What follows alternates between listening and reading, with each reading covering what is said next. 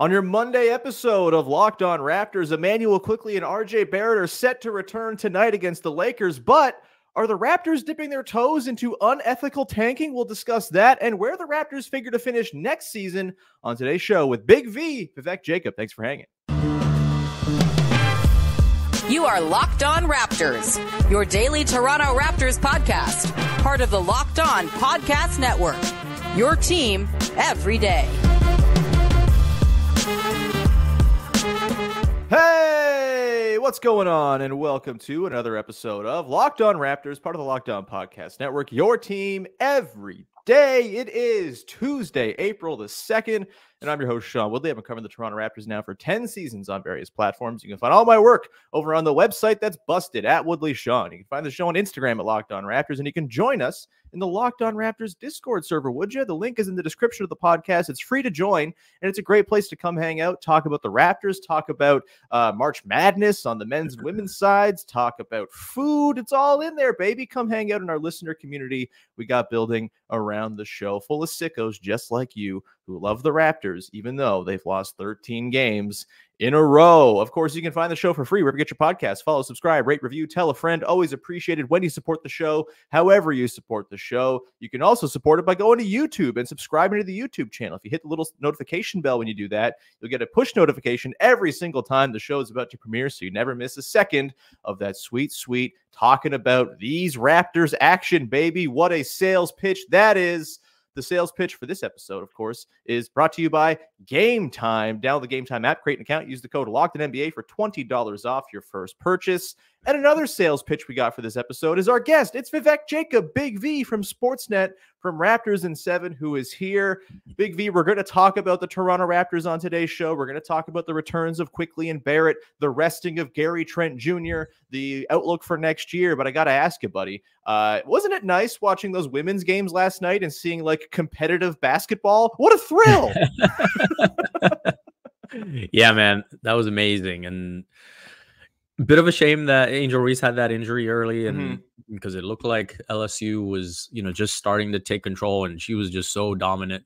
But you want to see the big players perform on the big stage, and she still finished with 17 and 20, and then you have Caitlin Clark making 9 threes and finishing, what was it, 41, something like that? 41, 7, and 12, or some insane nonsense like that. Yeah. Yeah, and so just watching those two perform at such a high level, when everyone is like coming to see those two in particular, I thought that was awesome to see. And then the next game wasn't too shabby either. And not so bad, yeah.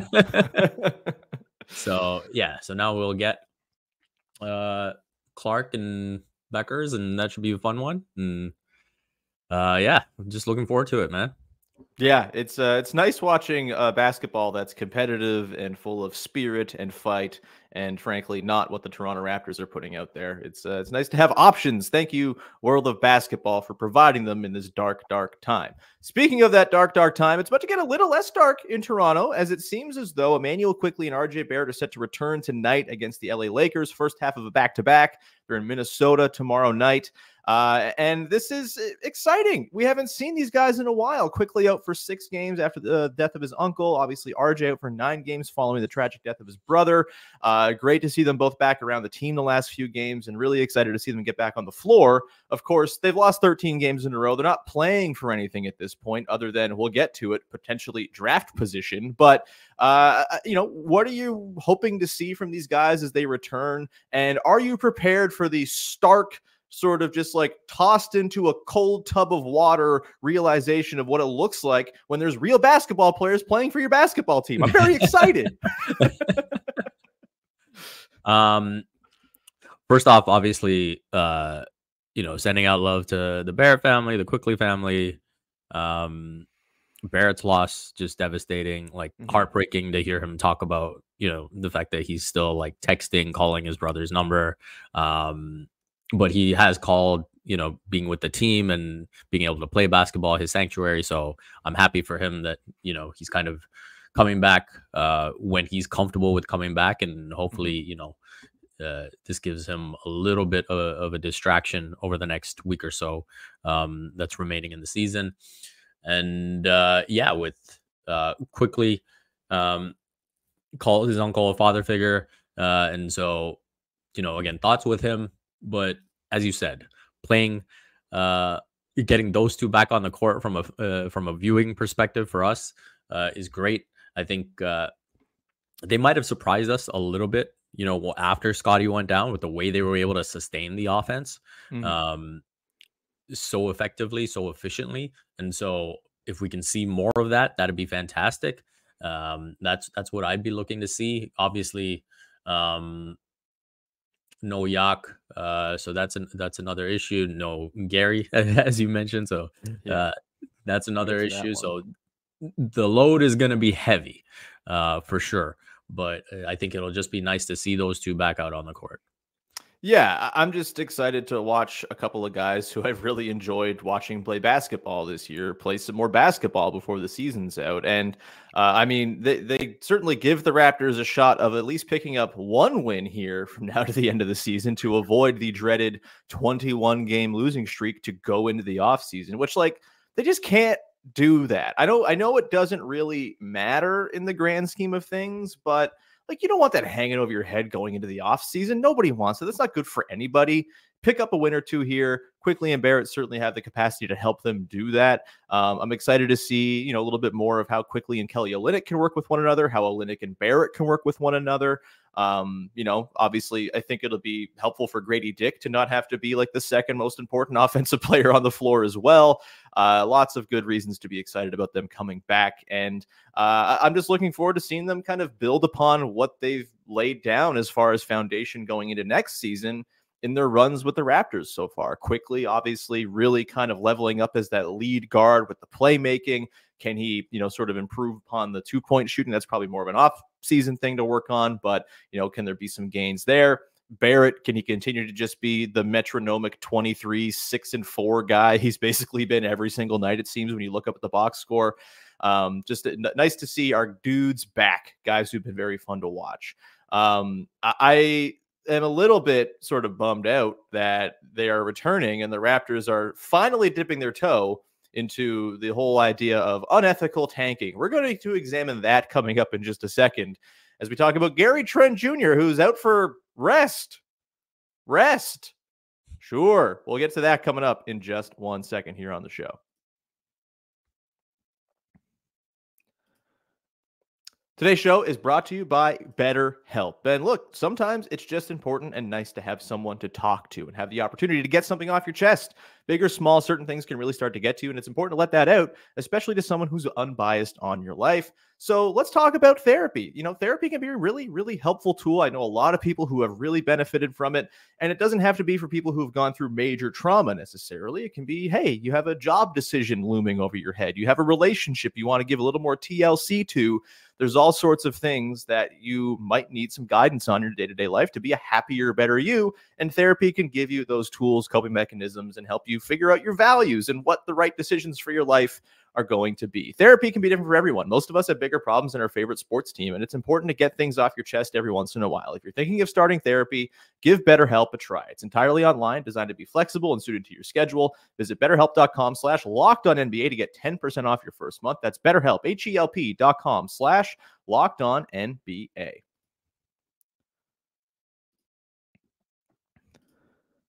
Back at it here with Vivek Jacob, Big V from Sportsnet, and Raptors in 7, his glorious Substack newsletter. And excited to talk here about rest, baby. Strategic rest. Gary Trent Jr. will not be in the lineup for the Raptors tonight against the Lakers for rest. Of course, this Raptors team just had like 4 days off last week. They played their first game in a few days on Sunday. Gary Trent Jr. played pretty well. I think led the team in scoring, did the thing he's been doing pretty much this entire month, just putting up a lot of shots because there's no one else to do it. And you get Quickley, you get Barrett back, and he is going to be out of the lineup. Brackets rest. Look, obviously, the Raptors have been in the tubes for a while now, and a lot of it's been hard to control for, right? Scotty Barnes breaks his hand. What are you going to do about that? Jakob Poeltl loses his finger to the same abyss that took Otto Porter's toe. What are you going to do about that?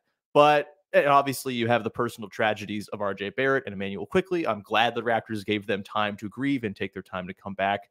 that's all understandable. But then Gary Trent Jr., a guy who we've talked about many times on this podcast, is someone they're still evaluating, someone they're figuring out, okay, are we going to pay this guy? Are we going to keep him around? The first chance he gets to play with players who might actually be his teammates on next year's team, theoretically, he is out of the lineup for rest. The team has already lost 13 games in a row. Having Gary Trent Jr. lineup clearly is not like inhibiting their tanking or anything like that. What do you make of the decision to hold him out against the Lakers tonight? I really hate it, and I think it's kind of their first example of like the true nasty, unethical, gross tanking that I really, really hate and wish teams would get like fined for, frankly, because it totally saps the competitive spirit of what is ostensibly supposed to be a competitive enterprise. I'm feeling very riled up about this one for some reason, Big V. Can you talk me off the ledge, or are you also there with me feeling like this is just like a pretty erroneous and egregious decision to hold Gary Trent Jr. out for rest? Yeah, I wouldn't call it erroneous in the sense that I might have misused the term erroneous, by the way. Just saying long words for the saying of long words. I think, would I have preferred to just see, hey, back stiffness, because that's something that we've seen him deal with in the recent past? Why? Yeah. Like, why aren't you just doing that? I think that would have made a whole lot more sense, because you are in a back-to-back situation. You can look at the schedule and put 2 and 2 together and say, hey, Gary has a lot of ties to Minnesota. And guess what? They're in Minnesota the next night. So he's obviously gearing up for that game. So if you just put it down as, hey, he's dealing with some back stiffness and doesn't want to play in a back-to-back situation, I don't think anyone gets riled up about anything. So I think this listing, I mean, we've seen the Raptors get fined in the past for not reporting an injury, right? And so, and so I think this was there for the taking, and they just chose to go with the rest option. And yeah, if he is dealing with some back stiffness, or if they're trying to really mitigate that and make sure he doesn't get himself into trouble here at the very end of the season, then that's fine. But just present it that way. So the other thing I will say from a big picture perspective is, and I'm gonna bang on this drum forever, is like the league just needs to get rid of back-to-backs. And when you do that, then as you mentioned, potential fines and things like that, that becomes a lot easier to do, because now you've taken away the excuse from these teams and these players, right? We know what back-to-backs can do in terms of damaging performance, and so I think when you take that away, then you can really put the onus on the players and the teams that decide to kind of take this route. Yeah, for sure. And look, am I probably getting too hot and bothered about Gary Trent Jr. sitting out a game? Like, yeah, I never thought I'd find myself being in the part where I'm like, oh, I got to see Gary Trent Jr. play tonight. But it's just sort of the principle of it that I think really stinks. And again, like the whole back third of the season, one of the themes has been GTJ is TBD. What is going to be the situation here with Gary Trent Jr. this summer? You would think that in one of the very few opportunities you have left down the stretch to see him play with members of the core of this team, you might want to get a look at that. Maybe they've already decided. Maybe Gary Trent Jr. is no longer TBD and they actually know what they want to do with him. And hey, power to them if that's the case. But it feels like it's pretty hard to make any grand conclusions about Gary Trent Jr. based on the supporting cast he's been playing with over the last month or so. You might want to get a look with guys who are actually going to be key figures and foundational parts of next year's team, but that's just me, I guess. This kind of then goes into the whole tanking situation. People were in the Locked On Raptors Discord last night, just uproarious cheers with the Memphis Grizzlies pulling out a win over the Detroit Pistons. The Raptors now, I think, solely in possession of 6th in the draft lottery odds. I think the sort of convey versus not convey conversation is one of the most tired things in the world. I'm guilty of it. Look, it's a daily podcast. We got to talk about stuff. And this is kind of the biggest thing hanging over the team right now. What are your sort of feelings on them seemingly very obviously angling to get those 6 best odds and putting themselves at the mercy of a less than 50% coin flip that they actually keep the pick? That's kind of, it seems from their actions that this is what they want. that they are not trying to scratch and claw out of that 6th spot to get into that 7th range where they're far more likely to convey the pick, with the outside shot of jumping up to get like a potentially primo prospect in the 1, 2, 3, or 4 spots. What are your general feelings on tank watch as the Raptors threaten to, set franchise records for losing in consecutive order and all of this nasty stuff? Yeah, I mean, I think part of it is because they've been forced into this situation with the injuries to Scotty and Yak, and I think, coming out of the trade deadline, they seem to be playing competitive basketball, and they were pretty decent. They were like yeah. a 500-ish team, profiling so, as one at least. Yeah, and so I think, notwithstanding those injuries, they would have been playing in that fashion to finish out the season. And I think they've kind of been forced into this situation, and now they've decided that they want to lean this way. It's pretty clear that they've decided to lean this way.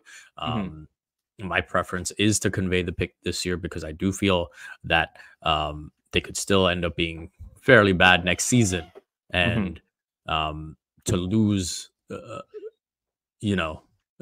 pick next year would really, really hurt. It's by all accounts a better draft. And if you potentially have like the 9th or 10th pick next year, I think you prefer that to the 6th pick in this draft. And yeah, logically, I believe the difference is 45% chance of getting the 6th pick versus 31% chance if you have the 7th best odds, 6th best odds versus the 7th best odds. And logically, it would make sense if you want that top 6 pick to do this. I'm not quite understanding why you want it so bad. Yeah, it's like, I know it's a hot topic and there's much debate about it. And look, I'm still of the mind that there are upsides to both things happening, right? You keep the pick, you add another prospect to the mix. It's a top 6 pick. Like, you're not to sneeze at that, I suppose. But it's just, you look at every scout who does this for a living has said for years now that this class is just not as talented. And that is not to say that good players cannot come out of this draft. It's not the same Masai thing. himself has said it. Exactly. Like, Masai, like, with his actions and with his words, has been like, that draft, not so much for me. And like, it's just the reality. Is there the pool of players this year has less upside, less potential, less whatever than the group of players coming in next year. And the upside of conveying the pick this year, I think there's many to it. And I think it's frankly like a healthier place for the franchise to be if they, are delaying getting a blue chip prospect in the door. Sure. And maybe they don't get a blue chip prospect next year, right? Maybe they're the 15th worst team in the league next year and they get a middling pick. I still think if you ask, experts, I've asked our own Richard Stamen from Locked On NBA Big Board, who will be on the show very soon. What would you rather have, the 6th pick in this year's draft or the 15th pick next year? And he said to me, the 15th pick next year would be preferable. And so it's not the instant gratification of getting a high-end prospect after a hell season. And I understand the anger about that, but you still are going to get a prospect in the door at some point in the next 2 years with one of your picks. And I would rather it just be next year, even if it's on a delay.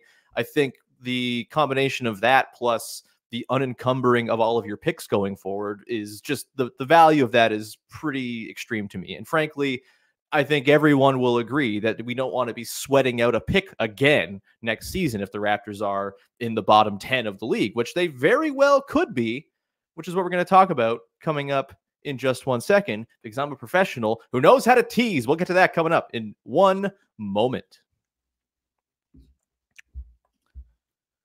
Today's show is brought to you by our good friends over at Game Time, the single best place to go and buy tickets for the sporting, concert, theatrical event that you want to go to. It's all there for you. And I am a big, big supporter and user of Game Time. Right now, if you want to go to a Raptors game, you want to go to the game tonight against the Lakers, you're going to get yourself some sweet, sweet last-minute deals because guess what? Season ticket holders aren't going to these games, man. They're staying home and watching NCAA March Madness instead, or watching competitive NBA games on other channels and not in person in Toronto. So get yourself some cheap tickets. Go see LeBron James tonight. You can do that with Game Time, and you can get views of your seat. You have zone deals where you can choose the section. Game Time chooses the seats, and you save even more money.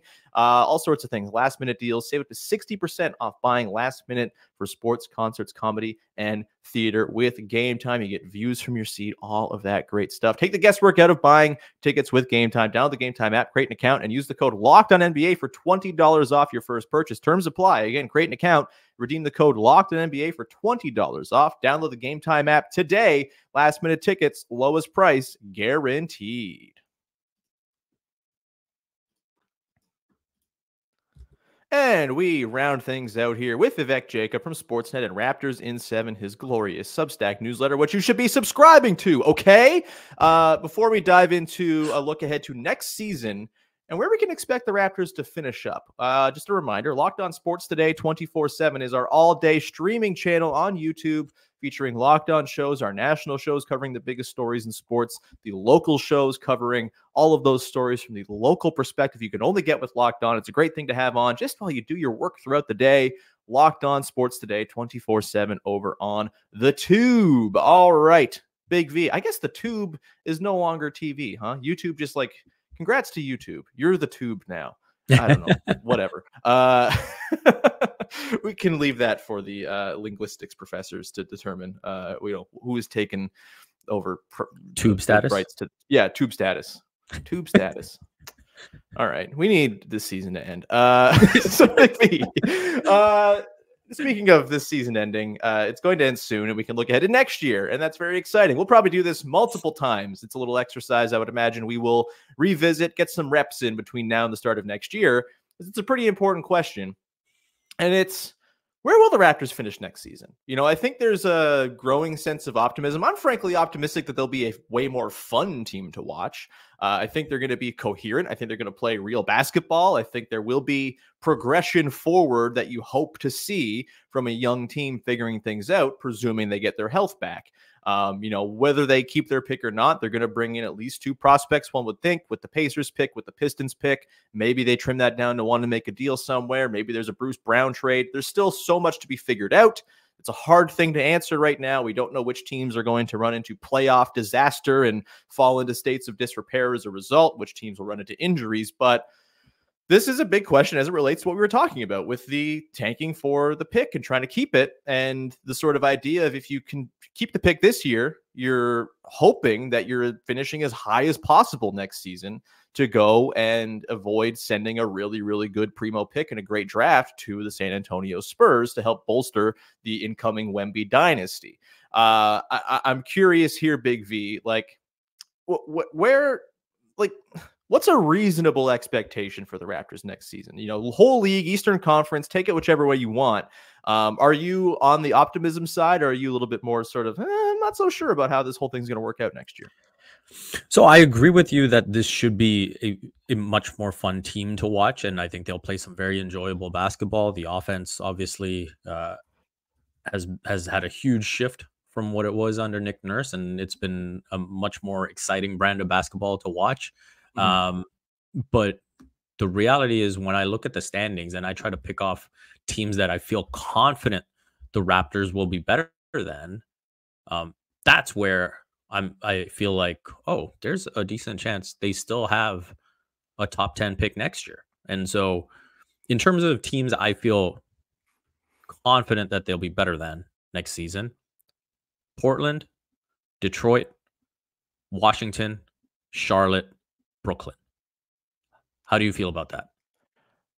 Detroit, Portland, Washington, Charlotte, Brooklyn. I agree on all of those. I would also add in probably the Jazz. I don't think the Jazz are interested in being good, and I have the Jazz in my TBD status. So I've got those locks as 5 teams, and then in my TBD status, I've got Utah, San Antonio, Atlanta, and Chicago. Gotcha. Yeah, I think because I'm expecting Atlanta to trade Trae Young or DeJounte Murray this summer, probably Trae Young at this rate, even though they should probably trade DeJounte Murray. Like Zach Lowe talked about this on his podcast yesterday. Like, it's quite a conundrum for Atlanta, because Trae Young will get you more, but you should probably trade DeJounte Murray over Trae Young. Maybe you just trade both of them. Maybe that's the answer here, and you just totally nuke it and start from the beginning. But I do think the Hawks have a chance of being like pretty crummy bad next year. And so I'd probably put them below like a healthy version of this Raptors team as well. Obviously, you're baking in some growth from Scotty Barnes, from Grady Dick, from Quickley, from Barrett. Like there's a lot of capacity for internal development on this team. Yeah. And so, yeah, I think that's a pretty fair group. Beyond that, like you're looking for teams to sort of fall apart because of atrophy, right? You're looking for, do the Heat get hurt and sort of, does age catch up to them? Do the Rockets have a setback after the red hot finish they've had? And do they maybe sort of reset more to one of those sort of meh teams that you can certainly outplay and finish ahead of? Does anything befall the Sixers in the offseason with Joel Embiid? Does he want to be out or whatever if they lose in the first round? Probably not, but the NBA is weird. Things happen. But yeah, the league is really good, man. It's like look at the way Houston's playing, right? Yeah, since the Sengun injury, and it's funny when you look at the standings. You can raise those question marks about Miami and their health. You can maybe raise some questions about Golden State and, hey, will they continue to kind of spiral, and what's going on with Draymond Green and all of that. Phoenix, they're always like one injury away from being a disaster, one or two. Yeah, but I mean, with Kevin Durant, disaster is still like, you're still a pretty decent team. Sure, but like, you lose two of those big three, all of a sudden that team stinks out loud, I would argue. And I don't think that's like from history. Like, we don't root for that, obviously. It would be terrible, but like it's a thing that can happen. It's part of the risk the Suns took. Yeah. But I mean, that all comes back to kind of the initial point I was making, where it was like, hey, there's probably just 5 teams that you feel very confident that they'll be better than. Mm-hmm. There's another, 4 to 6 teams, maybe 8 teams, depending on how you want to view them, that the Raptors will be jockeying against, right? And just, hey, how do things just play out next season, right? Yeah. And so it's very conceivable that they're still on the outside looking in for the playoffs. And so with that being the case, if you were to put yourself in that situation, in that draft, conveying the pick next year would not be a good outcome. Yeah, if, it stands true that Richard Stayman suggests that the 15th pick next year would be better than 6th this year, I can certainly tell you that 8th or 9th next year will be better than 6th this year. That's just, it feels like, again, prospect classes and evaluation are wrong all the time. But if it's an industry-wide extreme feeling on a draft, like that tells you something. It's not like a fabricated narrative. There's something there. There's some validity to it all. So, it's a tough one. I guess my other question, so I've seen this sort of pop up, looking in the Raptors Discord and sort of general conversations around the team of, like if they get their pick this year, if they keep the pick, like there'll be a better team next season. And I just need to like slap that one down like I'm Angel Reese swatting a shot of a small Iowan. Like, no. The 6th overall pick next year is not helping you win more basketball games. Rookies stink. This is not a bad thing. This is fine. This is part of the growth of rookies, but rookies are bad when it comes to winning basketball games. And if you have 3 of them on your team, between 6, the Pacers pick, and the Pistons pick, you're going to be probably worse because you're giving runway to guys who are figuring out the NBA. We all love Grady Dick. He's been a treat to watch. He's been one of the joys of the back part of the season, watching him cook, see the shot fall. It's been lovely, but the Raptors are getting absolutely obliterated with him on the floor and have all season because that's the rookie effect. Rookies are bad. And so I think there's a very real chance that keeping the 6th pick exacerbates the problem next year and makes your pick actually worse. Instead of going into this summer, you've conveyed the pick to the Spurs. It's out the door. You have all your picks unencumbered. You can go and make additions. You have the Bruce Brown contract to move, plus picks potentially to find an addition, an upgrade, or you just kind of bring back the whole crew, hope for internal growth, and then maybe you're like a 35 to 42 win team, and you're giving up, you're keeping a pretty decent pick, having already given it out. Like, I just think having 3 rookies is a recipe for a team to be much worse than they could be without 3 rookies on the team. And especially like a 6th overall pick, like you're going to give them lots of run. most likely, and that's going to come at the expense of winning minutes, and that's going to come at the expense of your draft positioning. So yeah, I mean, any thoughts on that? I just kind of talked for a while, as I'm wont to do, but like, do you have any sort of belief that a 6th overall pick is the difference between winning lots of games next year and not? No, I mean, I think when you look at it, like, Grady Dick would likely be better than the 6th pick in this upcoming draft. Sure. And he was projected at 6th on many boards last year. Yeah. And so you look at the way his season played out. He couldn't really get playing time early, goes to the G League, gets his reps there, goes on this program, figures some stuff out, is contributing by the end of the season individually, but is it impacting team success? No. And are you going to put that on him? Absolutely not, because the team itself has been horrible. So no, we're starting the anti-Grady Dick movement here on the podcast. He's a bust. And so to kind of have different expectations of the 6th pick in what everyone is calling a bad draft would be naive. And so I do think, if you get the 6th pick, there's a decent chance that they also end up, starting out the season in the G League and just trying to get reps there and whatever it may be. And so, yeah, I do think that conveying the pick this year is the best outcome for this team. I would hate to go into next year and be in a situation where you have the possibility of, the pick going to San Antonio in a good draft. Now, the front office might say, we are going to galaxy brain this, and we are going to be in the top 6 again, and we are just not going to convey ever. And they're just going to end up with a couple second rounders in a couple years. That's my fear, is if they keep the pick this year and they have to convey next year, or potentially convey next year, I think there's a real chance they just say, screw it, we're going full tank again. And I just don't think you can do that as a serious franchise. There's no need to do that right now. You have like legitimate pieces in place. You have your Scotty Barnes, you have your guy, or who they've branded as their guy.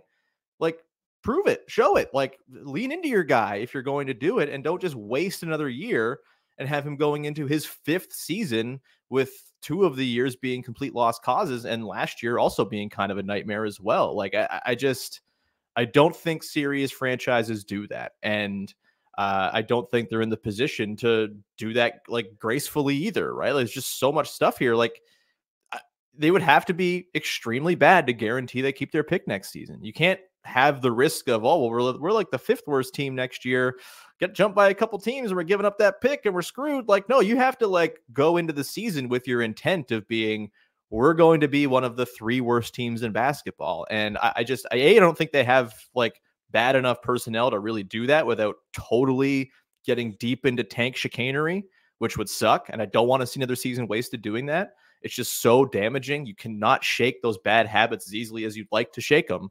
And yeah, I just, that's a real scary thing, man. Otherwise, or they convey, they keep the pick and say, hey, let's just go double down and make some more trades with our far off picks or whatever. But I don't see that being a smart thing to do either. It's just, it's a tough spot, man. I mean, it is. Look, the one thing, just to close off, the one thing here that is kind of irritating me is like, oh, well, they've done this all for nothing.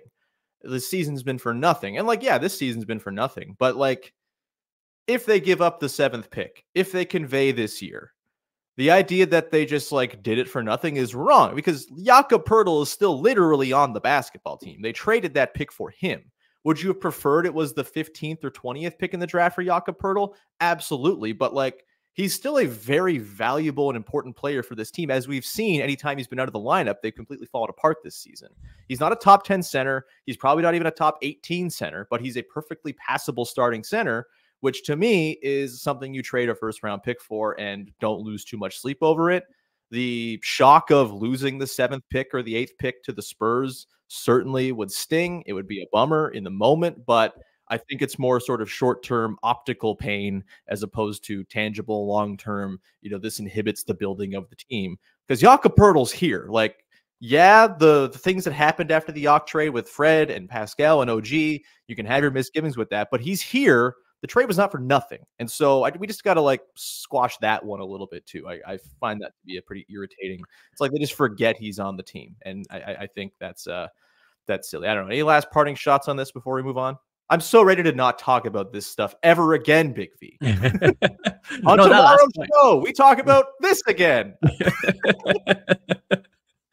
No, that last part I agree with completely. I think that's just an emotional reaction, and I think you have to essentially, I think you have to view it as, hey, keeping the pick next year is a good outcome, especially as long as you're, in the top 15 next year. Like, that's a better outcome than being in the top, unless you get into the lottery, into the top 4, right? Mm-hmm. Then you can kind of make a case. And then, you just have to see how things play out next year. But yeah, I think if you were to end up with the 6th pick and then end up conveying, say, the 8th or 9th pick next year, I think that would be a disastrous outcome. Yeah. Like, fireable? I don't know. Like, is that the end of the rope? I don't know. I don't know. I'm not calling for people's jobs because I think that's lame, but it's certainly something to keep an eye on.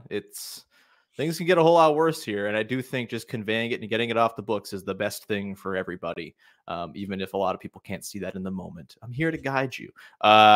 Big V, we're going to leave it there. We'll talk about this not tomorrow, but probably again sometime soon, as it's going to dominate our lives. And again, the biggest reason to want it to convey is so we never have to think about this damn draft pick ever again. But do you have anything you want to promote for the good people out there before we get out of here? Just the usual stuff over at Sportsnet at my Substack, Raptors in 7. And you can follow all of that along on my Twitter page, my X page, at Vivek Jacob. Hell yeah. Everyone go do that. Everyone find me at Woodley Sean. Find the show on Instagram at Locked On Raptors. Join the Discord. Link in the description. Free to join. As always, we'd love to see you. And we will leave it off there. We'll be back again tomorrow to talk about Raptors Lakers. It's the Quickley Barrett return game. I'm very excited to watch those dudes play. It's going to be fun. You get to see LeBron James. That's always a fun thing as well, assuming he's healthy and playing. You never know with the Lakers. They're old and stuff, but seems like they're pushing hard for playoff positioning. So we'll see the whole crew in town. That'll be a blast, and we'll talk about it on tomorrow's show. In the meantime, thanks so much for hanging. Bye-bye.